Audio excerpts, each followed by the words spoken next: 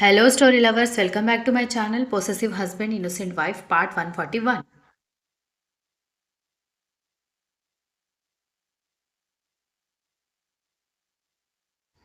తండ్రి కనిపించడం ఆలస్యం దాది అని తెగ సంతోషంగా ఫోన్ చేతిలోకి తీసుకోవడంతో చూసావా, దానికి వాళ్ళ డాడీ అంటే ఎక్కువ ఇష్టం అనగాని ఆడపిల్లలు అంతే, తండ్రి మీద ప్రేమ ఎక్కువగా ఉంటుంది. సరే పాప బాబు వస్తున్నారని వాళ్ళ కోసం నేతి పాకం వేసి మరీ అరిసెలు చేశాను, తీసుకొచ్చిస్తాను, నెమ్మదిగా తినిపించు అనగాని వద్దమ్మా, ఇంకా చలికాలం అయిపోలేదు, ముక్కు కారిపోతుంది అంది దక్ష.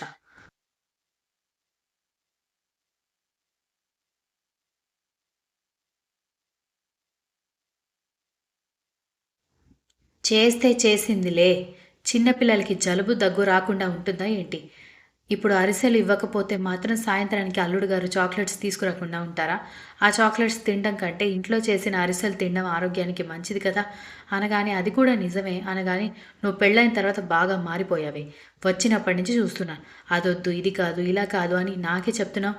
నిన్ను నేను 25 పెంచాను. నువ్వు నాకు చెప్పకు అని మహాలక్ష్మి వెటకారంగా చెప్పడంతో అయ్యో అలా కాదమ్మా అంది దక్ష.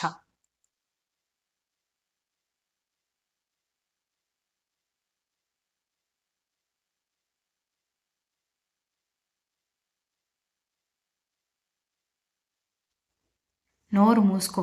ఇక్కడ ఉన్నన్ని రోజులైనా సరే ఆ చాక్లెట్స్ అన్నీ ఫ్రిడ్జ్లో పెట్టేసి రవ్వ లడ్డూలు, సున్నుండలు, అరిసెలు, బూందీ లడ్డూలు తింటే వాళ్ళకి కాస్త ఆరోగ్యంగా ఉంటుంది. అంతేకాదు నోటికి రుచిగా కూడా ఉంటుంది.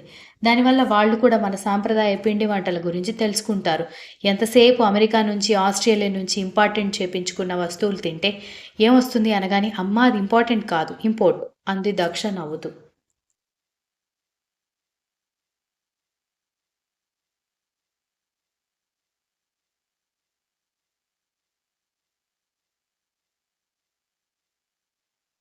ఏదో ఒకటి అంటూ మహాలక్ష్మి వెళ్ళి 2 ప్లేట్స్‌లో రవ్వ లడ్డూలు, అరిసెలు తీసుకుని రావడంతో టీవీలో కార్టూన్ చూస్తున్న కొడుకుని పిలిచి ఇదిగో అమ్మమ్మ మీకోసమే స్వీట్స్ చేసింది.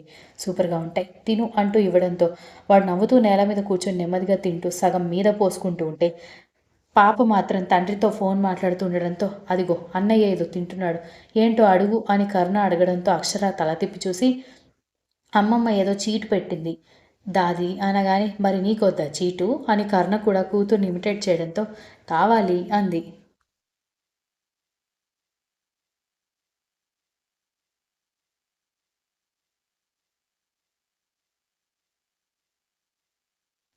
దాంతో కర్ణ దక్ష ఇద్దరు నవ్వుకుంటూ ఉంటే అయితే వెళ్ళి తిను, డాడీకి చాలా పనుంది, సాయంత్రం త్వరగా వస్తాడు, అప్పటి వరకు మమ్మీ దగ్గరే కేర్ఫుల్గా ఉండండి అనగానే సరే దాది అని చెప్పి ఫోన్ కట్ చేసి తల్లికి ఫోన్ ఇవ్వడంతో ఇదిగో తిను అమ్మమ్మ మీకోసం చేసింది అంటూ కూతురికి కూడా ఒక ప్లేట్ ఇవ్వడంతో అయ్యో మొత్తం మీద పోసుకున్నారే, నువ్వు తినిపించవచ్చు కదా అనగాని అమ్మ ప్రతి చిన్న ఐటెం నేను తినిపిస్తూ కూర్చుంటే వాళ్ళకి సొంతంగా వాళ్ళ పనులు చేసుకోవడం అలవాటు లేదు. అలా ప్లేట్ ఇస్తేనే నేల మీద పోస్తూ ఒడిలో పోసుకుంటూ వాళ్ళే తినడం అలవాటు చేసుకుంటారు. ఇప్పటికే వాళ్ళ నాన్న గారాబం చేసి పిల్లలిద్దరిని ఎందుకు పనికి రాకుండా చేస్తున్నారు. నేను కూడా కంటిన్యూ చేయాలా అని అడిగింది.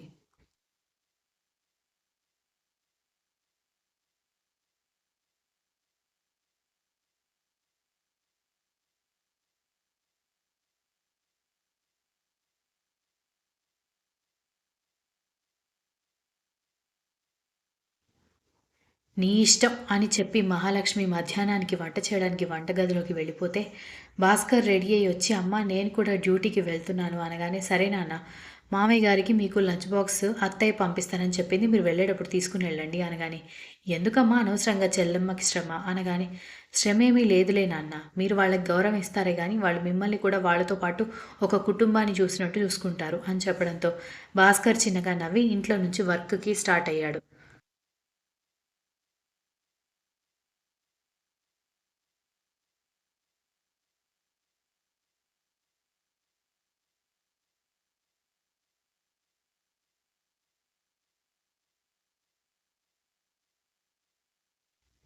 రాత్రి సాయంత్రం పాపను తీసుకుని పార్క్కి వెళ్ళడంతో నాకు చెప్పకుండా మీరిద్దరే రావద్దని ఎన్నిసార్లు చెప్పాను అనగానే నేను కూడా పాపను జాగ్రత్తగా చూసుకోగలను, నువ్వు ప్రతిదానికి తోక పట్టుకుని రావాల్సిన అవసరం లేదని నీకు నేనెన్నిసార్లు చెప్పాను అని ధాత్రి అడగడంతో వరుణ్ మెడ రుద్దుకుంటూ ఏదో మీ ఇద్దరితో టైం స్పెండ్ చేయడానికి ఈ వంక పెట్టుకుని వస్తున్నానని నువ్వెప్పుడు అర్థం చేసుకుంటావు అనగాని అర్థమైంది కాబట్టే నీ ఓవర్ యాక్షన్‌కి రిటార్ట్ ఇస్తున్నాను అంది ధాత్రి.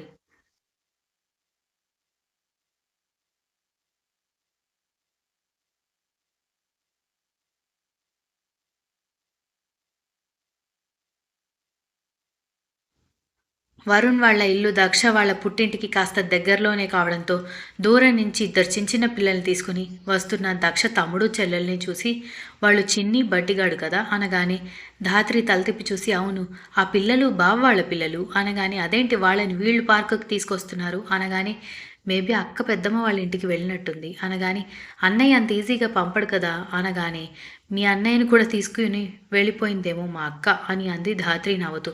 వాళ్ళిద్దరికి దగ్గరకు వచ్చి ఆశ్చర్యంగా ధాత్రి అక్క వరుణ్ బావ మీరు కూడా ఇక్కడే ఉన్నారా అనగానే అది సరే వీళ్ళు మీకిక్కడ దొరికారు అని వరుణ్ పిల్లలిద్దరినీ ఎత్తుకొని ముద్దుగా చూస్తూ అడగడంతో అక్క బావ ఇంటికొచ్చారు అందుకే అలా పిల్లల్ని గాలికి తిప్పుదామని పార్క్కి తీసుకొని వచ్చామని చిన్ని బంటి ఇద్దరూ చెప్పడంతో అవునా మంచి పని చేశారు మా బావ ఓవర్ కేరింగ్తో పిల్లల్ని బయటికి పంపించకపోతే వాళ్ళ ఇమ్యూనిటీకి ఎదుగుదలకి ఎలా ఉంటుంది అని అనుకుంటూ ఎలా ఉన్నారు అని అంటూ ఇద్దరిని తీసుకోవడంతో వాళ్ళు నవ్వుతూ ధాత్రి వైపు చూస్తూ ఉంటే త్రివేణి కూడా ఇద్దరిని చూస్తూ ఉంది.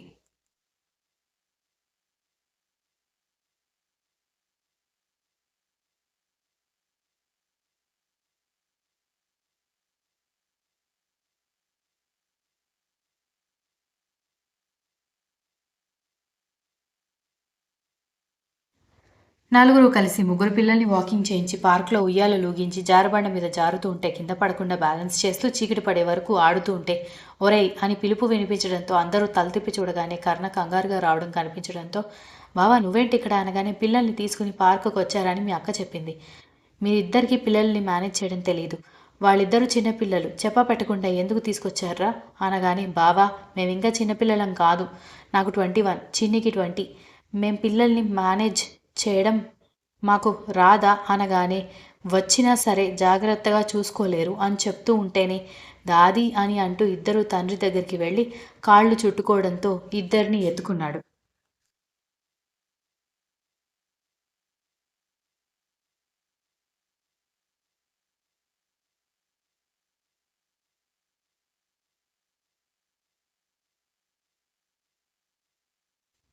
అబ్బా బావా నువ్వు మరీ ఓవర్ యాక్షన్ చేస్తున్నట్టుగా అనిపించడం లేదా నీకు? చిన్ని బంటి ఏమీ చిన్నపిల్లలు కాదు. వాళ్ళు కూడా పిల్లల్ని చూసుకోవడం తెలుసు. పైగా మేమిద్దరం కూడా అక్కడే ఉన్నాం కదా అని ధాత్రి అనగానే ఇక్కడికి వచ్చాకే కదా మీరిద్దరు ఉన్నారని తెలిసింది అన్నాడు కర్ణ. ఆ తర్వాత అందరూ కలిసి ఎవరి దారిన వాళ్ళు వెళ్ళిపోతే పిల్లల్ని ఎత్తుకుని వస్తున్న కర్ణ వైపు చూసి ఇప్పుడు మనసు చల్లబడిందా అని అడిగింది దక్ష వెటకారంగా.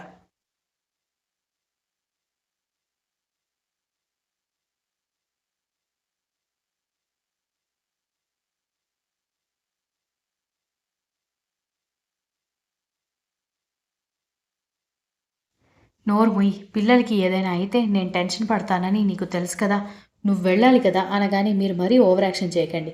చెల్లెలు తమ్ముడు ఏమి చిన్నపిల్లలు కాదు వాళ్ళు కూడా పిల్లల్ని మేనేజ్ చేయడం తెలుసు. మీరు మరీ ఓవర్ యాక్షన్ చేస్తున్నారు.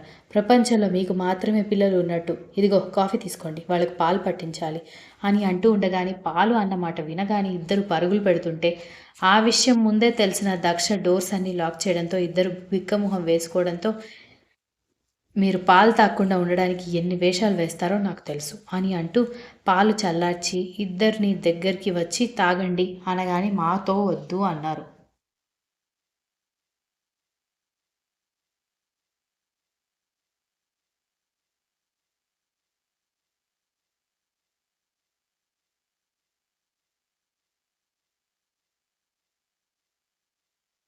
చిన్ని, బంటి, భాస్కర్, మహాలక్ష్మి నలుగురు ఆ పిల్లల మాటలకి నవ్వుతూ ఉంటే నోరు మూసుకొని తాగండి. పాలు తాగకపోతే హెల్తీగా ఉండలేరు. తాగండి అని అంటూ ఉంటే వద్దు అని అక్షర పరుగులు పెడుతుంటే ఆగవే.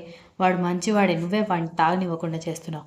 నువ్వు తాగితే అన్నయ్య కూడా తాగుతాడు. నోరు మూసుకొని తాగు అనగానే పాలొద్దు అంటుంది కదా బూస్ట్ హార్లిక్స్ ఏదైనా కలిపి ఇవ్వచ్చు కదా అనగానే బూస్ట్ హార్లిక్స్ కాంప్లైన్ ఏది కలిపినా మీ పిల్లలు చేసే ఓవర్ యాక్షన్ ఇదే అంది. Continues. If you like this story, please like, share, comment, and don't forget to subscribe.